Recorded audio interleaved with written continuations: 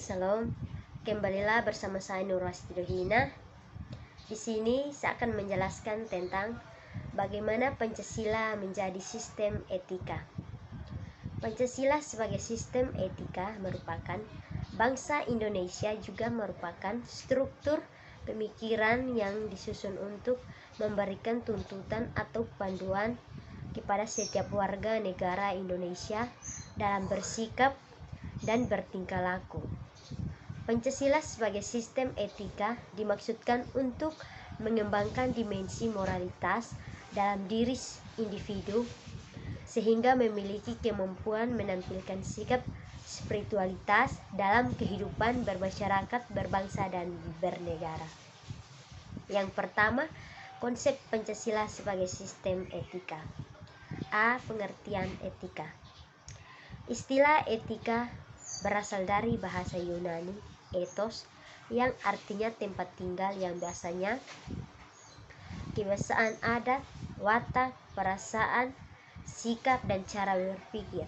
Secara etimologis, etika berarti ilmu tentang segala sesuatu yang biasa dilakukan atau ilmu tentang adat kebiasaan.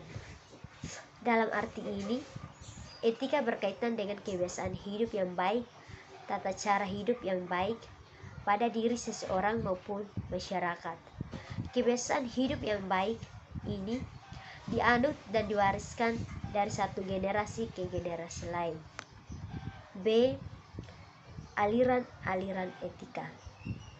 Ada beberapa aliran etika yang dikenalkan dalam bidang filsafat, meliputi yang pertama etika teologis, yang kedua etika deontologis.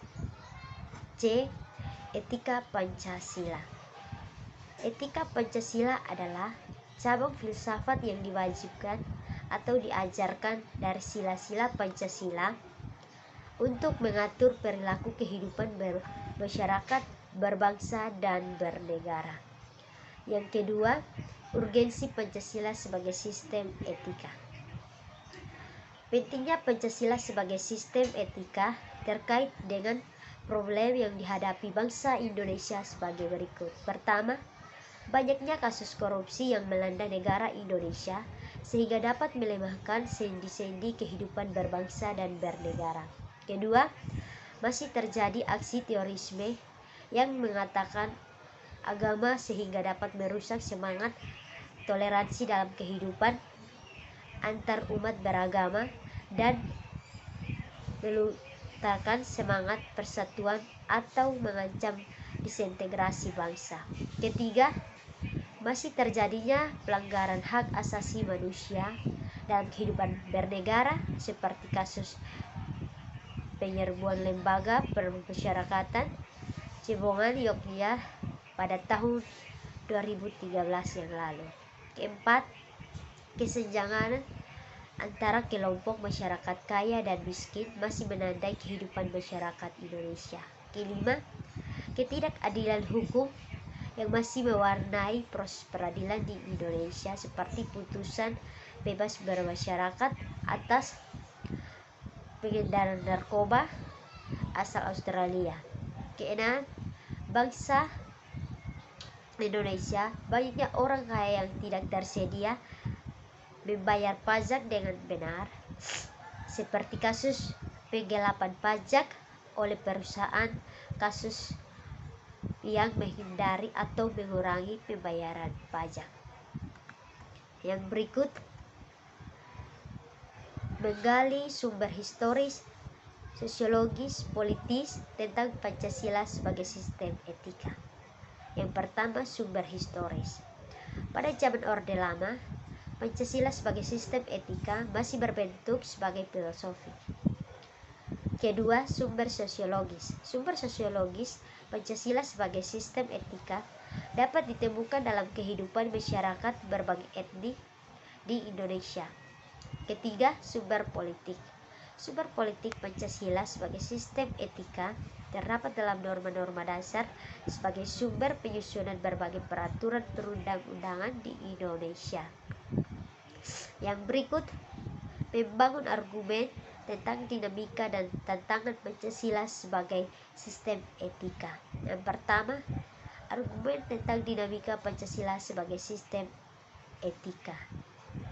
Yang pertama, pada zaman Orde Lama, pemilu diselenggarakan dengan semangat demokrasi yang diikuti banyak partai politik.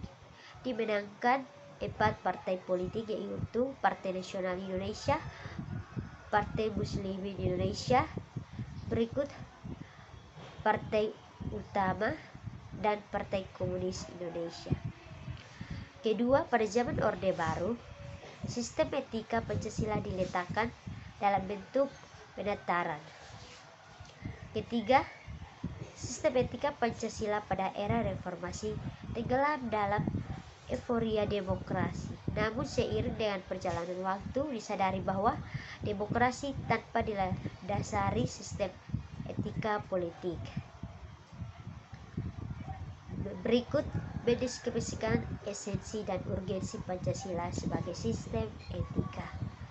Yang pertama, esensi Pancasila sebagai sistem etika.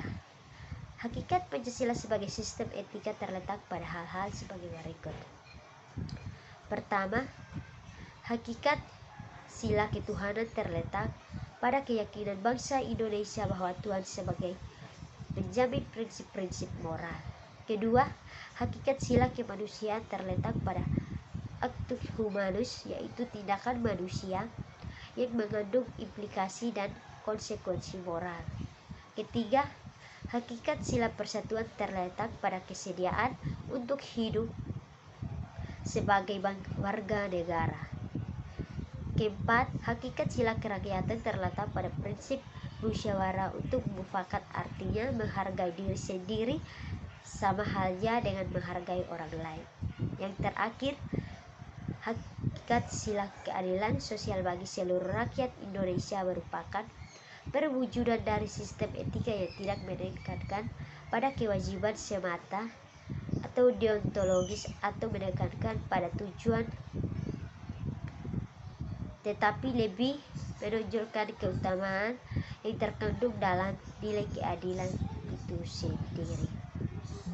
Terima kasih.